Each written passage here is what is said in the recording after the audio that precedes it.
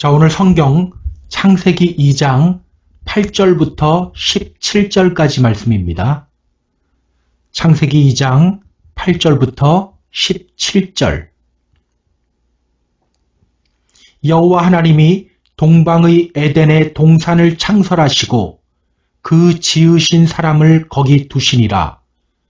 여호와 하나님이 그 땅에서 보기에 아름답고 먹기에 좋은 나무가 나게 하시니 동산 가운데에는 생명나무와 선악을 알게 하는 나무도 있더라. 강이 에덴에서 흘러나와 동산을 적시고 거기서부터 갈라져 네 근원이 되었으니 첫째 이름은 비손이라. 금이 있는 하윌과 온 땅을 둘렀으며 그 땅의 금은 순금이요 그곳에는 베델리엄과 호마노도 있으며 둘째 강의 이름은 기혼이라. 구스 온 땅을 둘렀고 셋째 강의 이름은 hit데겔이라. 아수르 동쪽으로 흘렀으며 넷째 강은 유브라데더라.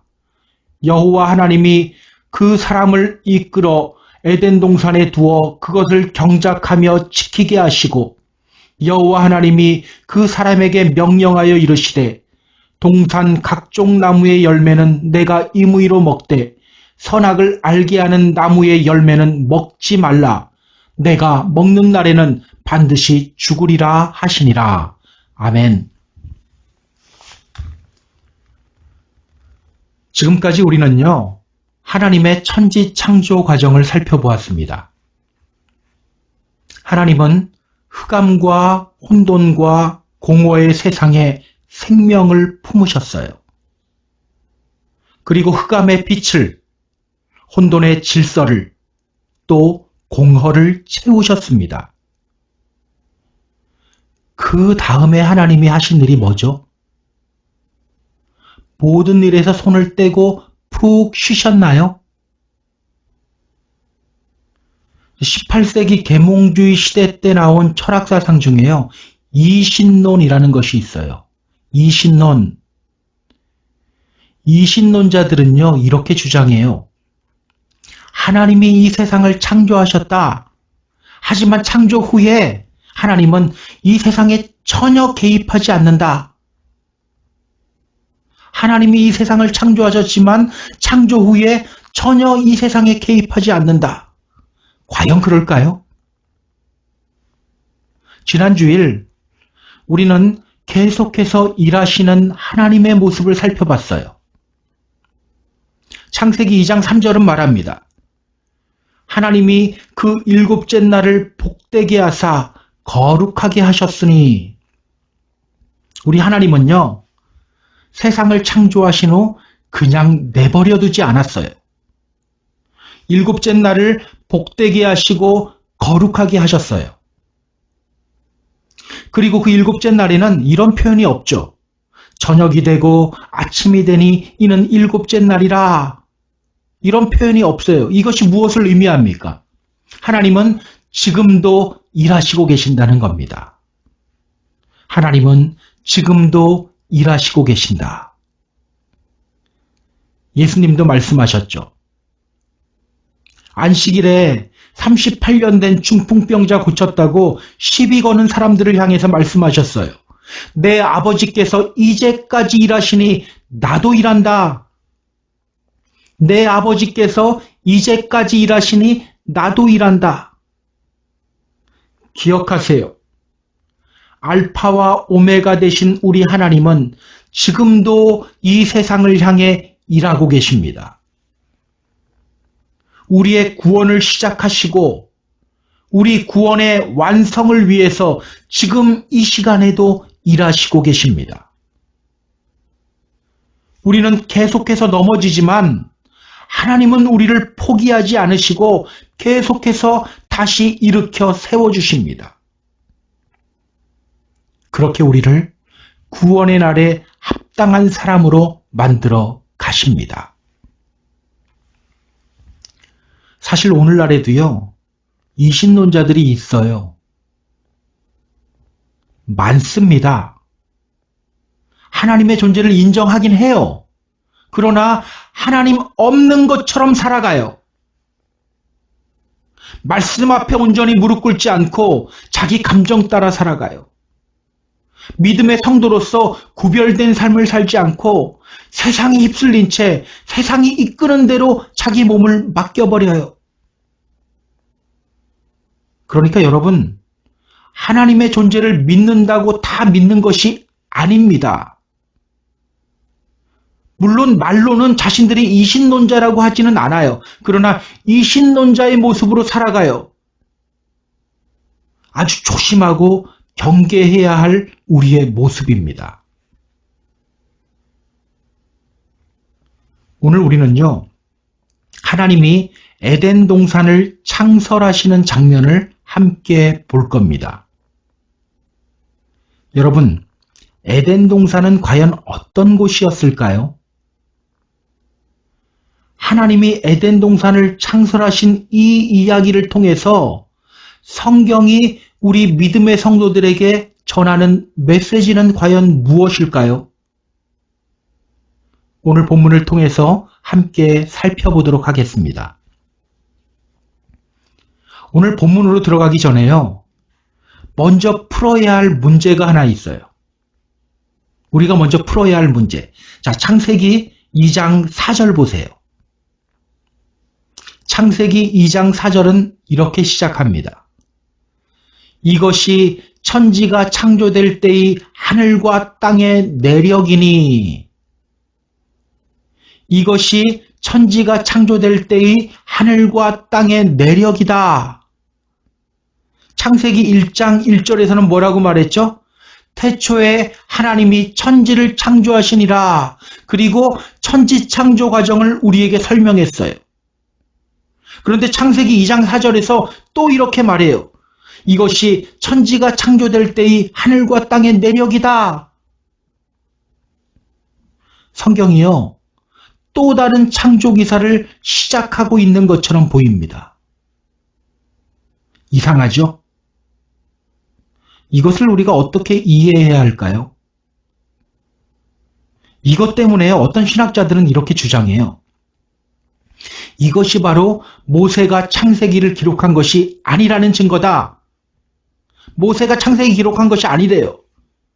이미 여러 창조 기사들이 있었고 나중에 성경 만드는 과정에서 사람들이 그것들을 편집하고 합친 것이다. 이렇게 주장합니다. 과연 그럴까요? 그렇지는 않아요. 창세기 1장에 있는 천지창조 기사와 창세기 2장부터 이어지는 천지창조 기사는요, 서로 다른 이야기가 아닙니다. 언뜻 보면 다르게 보여요.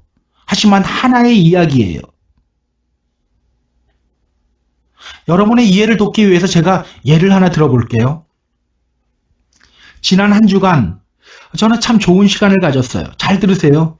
자, 지난 한 주간 저는 참 좋은 시간을 가졌어요.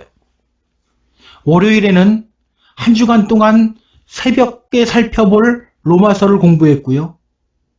화요일에는 저희 집에서 성경 공부를 했습니다.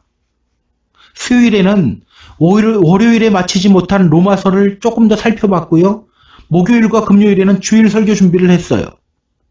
그리고 토요일에는 주일 예배 준비를 했어요. 주보도 만들고 예배 PPT도 만들고 성경 공부 교재도 만들었습니다. 화요일 성경 공부가 참 좋았어요. 창세기 2장 1절 말씀 가지고 서로 나누는데 정말 시간 가는 줄 모르고 말씀을 나눴습니다. 이 한 절 말씀을 가지고 1시간이 넘게 서로 은혜를 나눴는데요. 얼마나 은혜가 됐는지 몰라요. 여러분, 제가 지금 시간의 순서대로 말했나요? 그렇지 않죠. 월, 화, 수, 목, 금, 토 시간 순서대로 요약한 다음에 화요일로 다시 돌아갔어요. 화요일 성경 공부 시간에 어떤 일이 있었는지, 어떤 은혜가 있었는지를 자세히 설명했어요. 여러분, 제가 진짜 하고 싶었던 이야기가 무엇인 것 같아요? 화요일 성경 공부에 관한 것이었던 거예요. 화요일 성경 공부가 얼마나 은혜가 되고 좋았는지를 나누기 위해서 먼저 일주일간 어떤 일이 있었는지를 요약한 거예요. 마찬가지입니다. 창세기 2장 4절부터 시작되는 이 창조기사는요, 창세기 1장에 있는 창조기사와 다른 것이 아닙니다.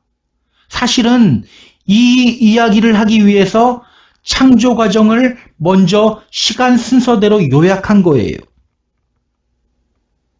창세기 2장 4절을 다시 한번 보세요. 이것이 천지가 창조될 때의 하늘과 땅의 내력이니 여호와 하나님이 땅과 하늘을 만드시던 날에, 처음에는 하늘과 땅이라고 하죠. 처음에는 하늘과 땅의 내력이다. 그런데 나중에는 뭐라고 합니까? 땅과 하늘을 만드시던 날에 땅과 하늘이라고 합니다. 지금부터 땅에 관련된 이야기를 하겠다는 거예요. 지금부터 땅에 관련된 이야기를 하겠다. 그래서 이 뒷부분에 보면요, 하나님이 사람을 어떻게 만들었는지를 더 자세하게 설명해요. 앞에서는 그냥 이렇게 말했죠. 하나님이 자기 형상, 곧 하나님의 형상대로 사람을 창조하셨다. 그런데 창세기 2장에 들어와서는요, 더 자세하게 말합니다. 한번 7절 보세요. 여호와 하나님이 땅의 흙으로 사람을 지으시고 생기를 그 코에 불어넣으시니 사람이 생명이 되니라. 또 저 뒤에 22절 보세요. 여호와 하나님이 아담에게서 취하신 그 갈빗대로 여자를 만드시고 그를 아담에게로 이끌어 오시니. 어때요? 훨씬 더 자세하게 다루죠. 앞에서는 그냥 사람을 창조했다. 근데 이제는 아담을 창조했는데 이렇게 창조했고, 그 뒤에는 또 여자를 창조했다. 이렇게 자세하게 설명하는 거예요. 그러니까 성경은요, 앞에서 천지 창조 과정을 요약한 다음에 이제 다시 돌아가서 땅을 주목하고 있는 거예요. 이제 본격적으로 땅에 대한 이야기를 하고 있는 거예요. 인간이 어떤 존재인지, 에덴 동산은 어떤 곳이었는지, 왜 인간이 하나님과 멀어지게 되었는지, 이제부터 이러한 문제를 다루려고 하는 거예요. 그 중에 오늘 우리는 에덴 동산을 주목하려고 하고 있는 겁니다.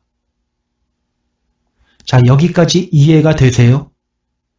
이해가 돼야 됩니다. 또 우리가 풀어야 할 것이 있는데요. 성경을 좀 세밀하게 읽는 분이라면 아마 이상한 걸 발견했을 거예요. 그게 뭘까요? 창세기 1장 1절을 다시 한번 보세요. 태초에 하나님이 천지를 창조하시니라. 누가 천지를 창조하셨다고 하죠? 하나님. 자, 그럼 창세기 2장 4절 다시 보세요. 누가 천지를 창조하셨다고 합니까? 여호와 하나님. 하나님, 여호와 하나님. 여러분, 왜 성경은 하나님에 대한 호칭을 일관적으로 사용하지 않고 있을까요? 같은 천지 창조 기사라면 일관적으로 사용해야 되는데 왜 앞에서는 그냥 하나님이라고 하고 지금은 여호와 하나님이라고 할까요? 이것 때문에 잘못 이해한 사람들은 천지 창조 기사가 두 개라고 하는 거예요. 왜 이렇게 일관적으로 사용하지 않을까요? 히브리어 성경을 보면요, 앞에서는 엘로힘이라고 하고 이 뒤에서는 지금은 야훼 엘로힘이라고 말합니다. 왜일까요? 왜 이렇게 다르게 사용할까요? 뭘 복잡하게 그걸 가지고 따집니까? 그게 그거지. 이렇게 말하는 분이 있을지도 모르겠어요. 그런데요, 아주 중요한 문제예요. 자, 성경 열왕기상 18장 21절. 여기에 보면요, 아주 유명한 갈멜산 대결이 나와요. 당시 이스라엘 왕은 아합인데요. 아합은 바알을 섬기는데 열심을 냈던 왕이에요. 바알 신전까지 세웠던 왕입니다. 바알이 어떤 신이죠? 비를 내려주는 신입니다. 그런데 지금 이스라엘은요, 3년째 가뭄으로 고통을 받고 있어요. 그때 엘리야가 제안을 합니다. 누가 비를 내려주시는 하나님인지 갈멜산에서 대결 한번 해보자. 그리고 갈멜산에서 대결이 펼쳐져요. 저쪽 편에는 바알 선지자 450명이 서 있습니다. 그 옆에 그 도움으로 아세라 선지자도 400명이 서 있어요. 그리고 이쪽에는 오직 한 사람, 하나님의 선지자 엘리야가 서 있어요. 850대 1인 거예요. 그때 그 대결을 보기 위해 사람들이 몰려오고 그 몰려온 사람들을 향해 엘리야가 이렇게 말합니다. 열왕기상 18장 21절 엘리야가 모든 백성에게 가까이 나아가 이르되 너희가 어느 때까지 둘 사이에서 머뭇머뭇하려느냐 여호와가 만일 하나님이면 그를 따르고 바알이 만일 하나님이면 그를 따를지니라 하니 백성이 한마디도 대답하지 아니하는지라. 너희가 어느 때까지 둘 사이에서 머뭇머뭇하려느냐 여호와가 만일 하나님이면 그를 따르고 바알이 만일 하나님이면 그를 따를지니라. 히브리어 성경으로 보면요 이렇게 표현해요. 야훼가 엘로힘이면 야훼를 따르고 바알이 엘로힘이면 바알을 따라라. 사실 이 엘로힘이라는 말은요 우리식으로 표현하면 그냥 신이라는 말이에요. 신. 모든 종교들이 자신만의 신을 가지고 있죠. 바로 그 신을 의미합니다. 바알의 이 알도 바알의 알이잖아요. 알. 이 알도 엘로힘의 엘에서 나온 말이에요. 엘이 알이 된 거예요. 그러니까 바알도 신이라고 불리죠. 야훼, 여호와는 누구를 가리킵니까?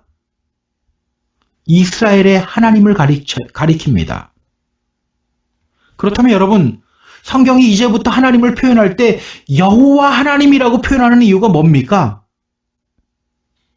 이 세상을 창조하신 분, 그분이 바로 우리 이스라엘의 하나님 여호와다.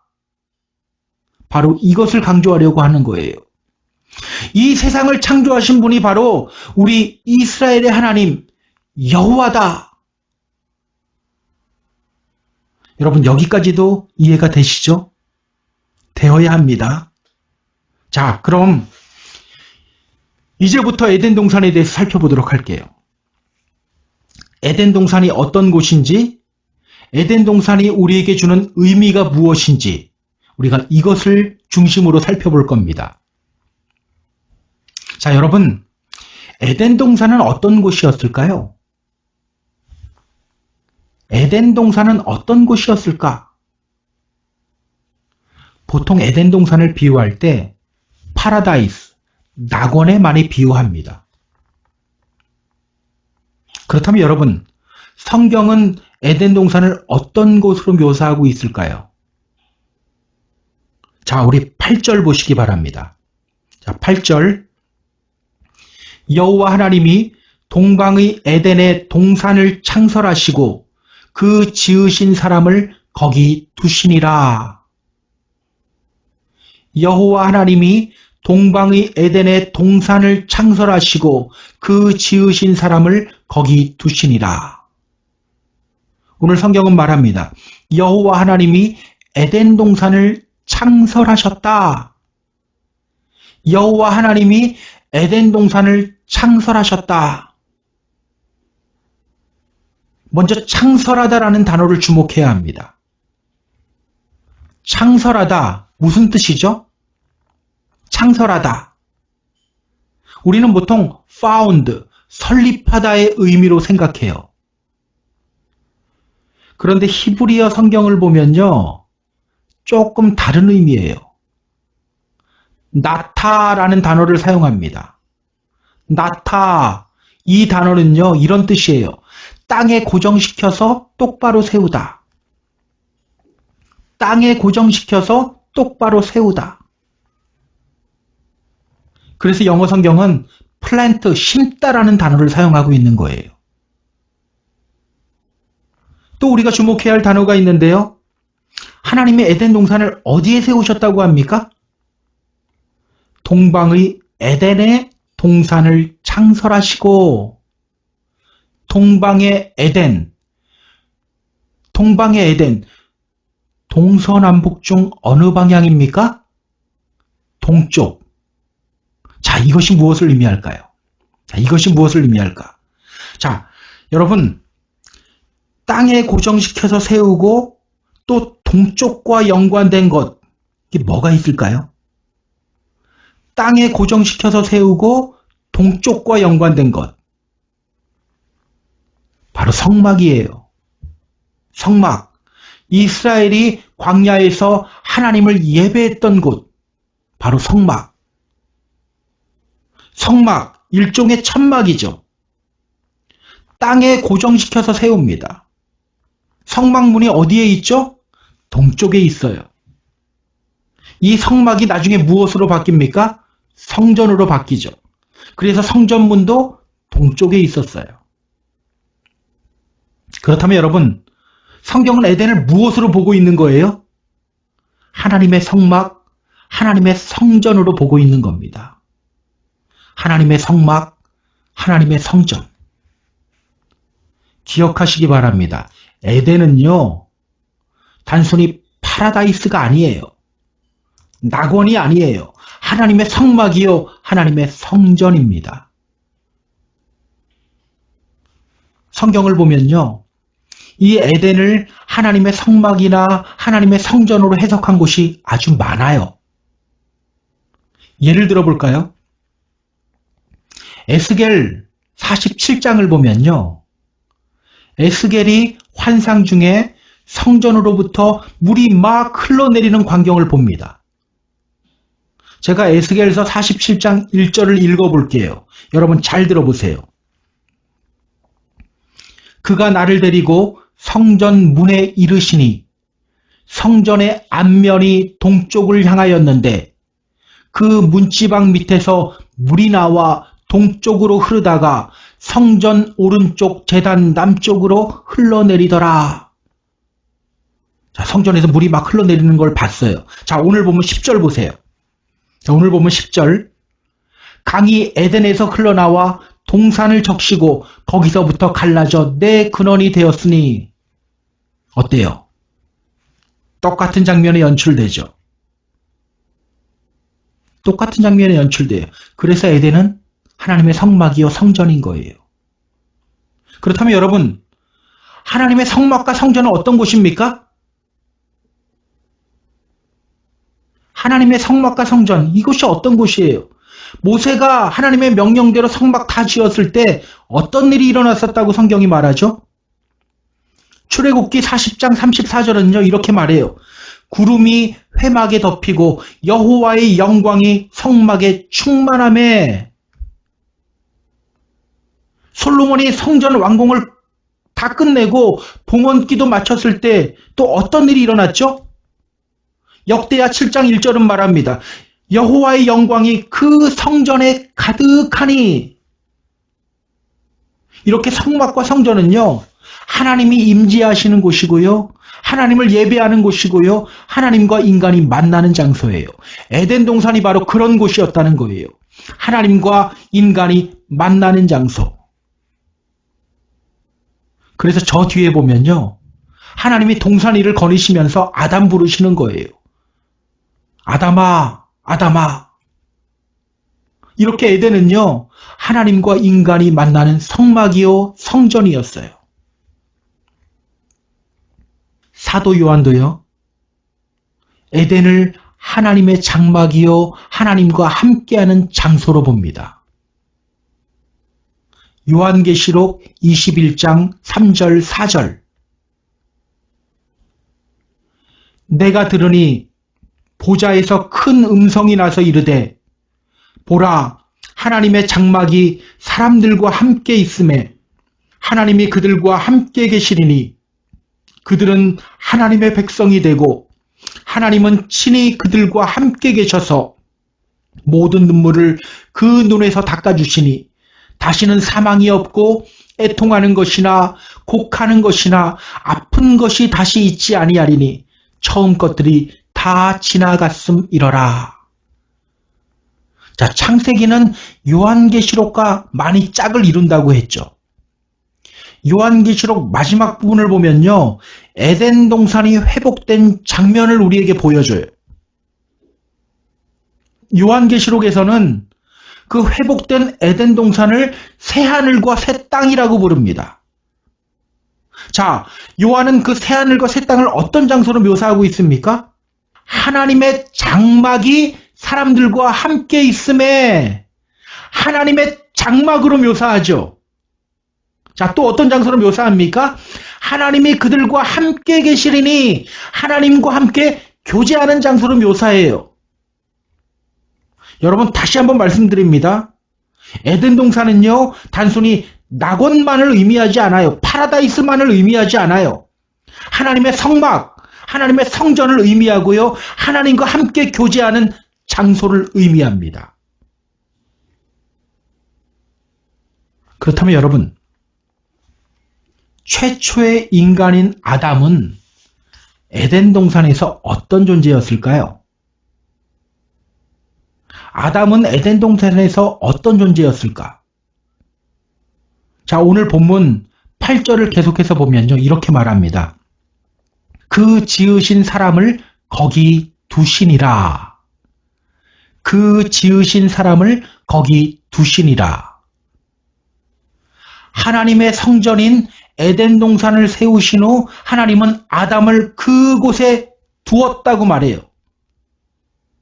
두었다, 두다, 이게 숨이라는 히브리어 단어인데요. 이 말이 무슨 뜻인지 아세요? 제사장을 임명하다 할 때 그 appoint, 임명하다는 뜻이에요. 자, 또 오늘 보면 15절 한번 보세요.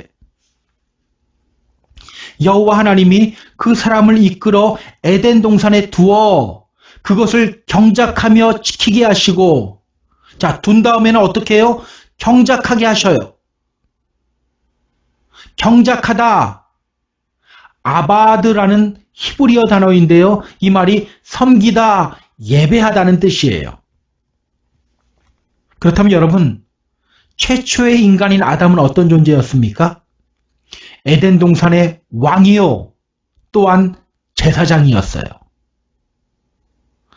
앞에서 하나님이 아담에게 이렇게 명령하셨죠. 다스려라, 정복하라. 고대 시대의 이 단어들은요, 왕과 관련된 단어들이었어요. 그래서 아담은 에덴 동산의 왕이요, 또한 제사장인 겁니다. 그렇다면 여러분, 이 에덴 동산을 통해서 성경이 우리에게 전하려고 하는 메시지가 뭘까요? 이 에덴 동산을 통해 성경이 우리에게 전하려고 하는 메시지, 이게 뭘까? 많은 사람들이요, 이 에덴 동산을 보면서 생각하는 것이 있어요. 과연 에덴 동산은 어디에 있었을까? 과연 에덴 동산은 어디에 있었을까? 여러분도 궁금하신가요? 에덴 동산은 과연 어디에 있었을까? 사실 오늘 본문을 보면요, 에덴 동산의 위치를 대충 추정해 볼 수는 있어요. 자, 10절부터 14절 보세요. 강이 에덴에서 흘러나와 동산을 적시고 거기서부터 갈라져 네 근원이 되었으니 첫째의 이름은 비손이라. 금이 있는 하윌라 온 땅을 둘렀으며 그 땅의 금은 순금이요 그곳에는 베델리엄과 호마노도 있으며 둘째 강의 이름은 기온이라. 구스 온 땅을 둘렀고 셋째 강의 이름은 힛데겔이라. 아수르 동쪽으로 흘렀으며 넷째 강은 유브라데더라. 에덴에서부터 흘러나오는 이 강 이름들을 눈여겨보세요. 첫째 강의 이름 뭡니까? 비손. 둘째 강의 이름은 기혼. 셋째 강의 이름은 뭐죠? 히데겔. 이 히데겔을 다른 말로 하면 티그리스입니다. 티그리스. 넷째 강의 이름은 유브라데. 비손, 기혼, 히데겔, 히데겔은 티그리스라고 했죠. 또 유브라데. 자, 그럼 우리 지도 한번 확인해 볼까요? 자, 지도를 보세요. 비손, 이 비손이라는 강이 보입니까? 보이지 않죠. 자, 그럼 기혼이라는 강이 보입니까? 역시 보이지 않죠. 이 두 강은요, 현재 존재하지 않아요. 자, 그럼 히데겔, 즉 티그리스 강은 보이나요? 보이죠. 현재 존재하는 강입니다. 유브라데 보입니까? 그 아래에 있는 유프라테스가 바로 유브라데예요. 현재에도 존재하는 강이에요. 그러니까 성경은요, 에덴에서 흘러나오는 4개의 강들을 소개하고 있는데 그 중에 2개는 어디에 있었는지 알 수가 없고 나머지 2개 강의 위치는 우리가 알 수 있어요. 자, 그렇다면 여러분, 에덴은 어디쯤에 있었을 거라고 추측하면 됩니까? 티그리스 강과 유프라테스 강이 만나는 지점 어딘가에 있었을 거라고 추정하면 돼요. 물론 언제까지나 추정일 뿐입니다. 그런데 여러분, 사실 저는요, 에덴의 위치를 찾기 위한 노력, 이거 별로 바람직한 노력이 아니라고 봐요. 에덴의 위치를 찾기 위한 노력, 이게 별로 바람직한 것이 아닙니다. 창세기 3장을 보면요, 하나님이 아담과 하와를 에덴 동산에서 내쫓으신 후에 에덴 동산을 막아버려요. 사람들이 찾지 못하게 감추어버려요. 하나님이 감추었을 때는요, 다 이유가 있는 거예요. 그런데 왜 굳이 그것을 찾으려고 합니까? 자꾸 감추인 것을 찾으려고 하다 보니까 별 이상한 주장들이 다 나와요. 에덴이 북극에 있었다고 주장하는 사람도 있었던 거 아세요? 더 황당한 거 말씀드릴까요? 에덴이 백두산이었다고 주장하는 사람도 있어요. 하나님이 감추었을 때는 다 이유가 있는데 굳이 찾으려고 하다 보니까 이런 황당한 주장까지 나오게 되는 겁니다. 그렇다면 여러분, 오늘 우리가 힘써야 할 것은 뭘까요? 이 에덴을 통해 성경이 우리에게 전하려고 하는 메시지가 뭘까요? 자, 우리 고린도전서 3장 16절을 좀 찾아보겠습니다. 고린도전서 3장 16절. 너희는 너희가 하나님의 성전인 것과 하나님의 성령이 너희 안에 계시는 것을 알지 못하느냐? 너희는 너희가 하나님의 성전인 것과 하나님의 성령이 너희 안에 계시는 것을 알지 못하느냐? 누가 하나님의 성전이라고 합니까? 우리. 사실 성경은요, 회복된 에덴을 우리에게 소개해요. 요한계시록에서 말하는 새하늘과 새 땅이 바로 회복된 에덴이에요. 그렇다면 오늘 우리가 에덴을 보며 힘써야 할 것이 뭡니까? 단순히 에덴을 동경하며 그 위치를 찾는 데 에너지를 쏟는다? 그럴 필요 없어요. 어차피 우리는 에덴에 들어가게 됩니다. 주님이 우리를 인도하실 거예요. 그렇다면 오늘 우리가 힘써야 할 것, 그게 뭡니까? 하나님의 성전이 되기를 힘써야 하는 거예요. 우리의 구원의 완성을 이루시고 우리를 새 하늘과 새 땅으로 이끌어 가시는 주님 바라보면서 성전된 삶을 살아야 하는 거예요. 성전된 삶은 어떤 삶입니까? 내 안에서 임재하시는 성령님과 교제하는 삶이에요. 성령님과 동행하며 예배하는 삶이에요. 여러분, 주님 믿는다고 하면서 내 감정대로 살아가는 것, 주님의 음성 듣지 않는 것, 이게 성전된 삶입니까? 이건 성전된 삶 아니죠. 성전된 삶은요, 내 안에서 임재하시는 성령님의 음성 들으며 성령님과 교제하는 삶, 이것이 바로 성전된 삶이에요. 여러분 기억하세요? 교회에서 모이기를 힘쓰고 예배하고 교회를 섬기는 것보다 더 우선적으로 되어야 할 것이 바로 내가 먼저 하나님의 성전이 되는 겁니다. 물론 교회에서 모이기를 힘쓰고 예배하고 주님의 몸된 교회를 섬기는 것 정말 중요해요. 저는 우리 모두가 모이기를 더 힘썼으면 좋겠어요. 예배하기를 힘썼으면 좋겠어요. 섬기기를 힘쓰는 믿음의 성도들이 되었으면 좋겠어요.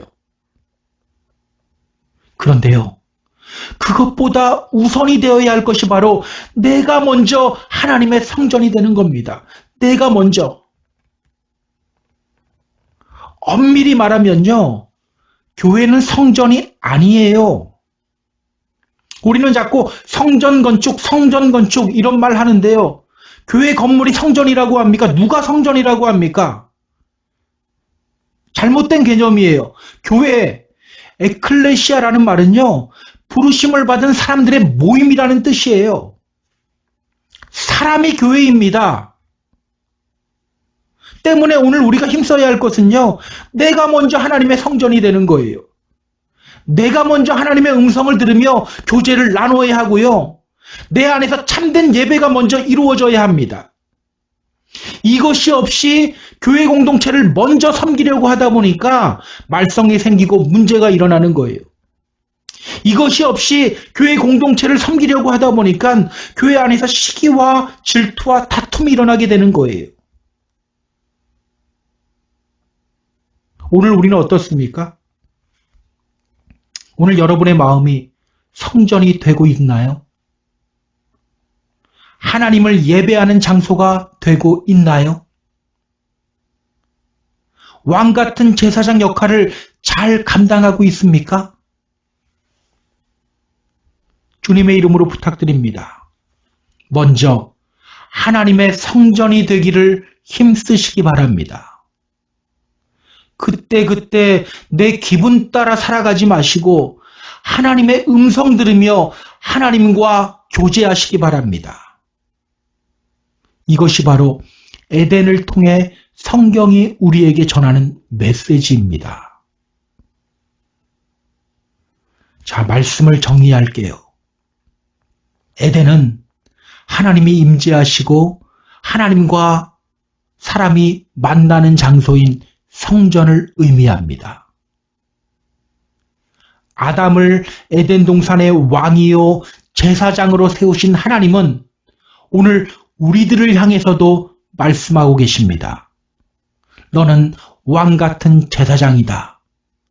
그리고 너는 성전이다. 너는 나와 함께하고 나를 예배하는 성전이 되어야 한다.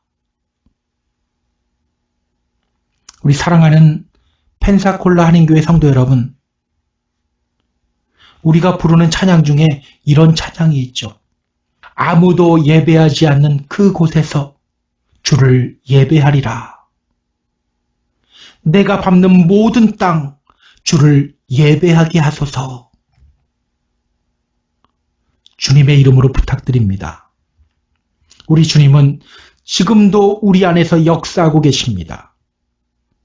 그 주님의 임재를 느끼며 하나님과 교제가 이루어지는 성전이 되기를 주님의 이름으로 부탁드립니다.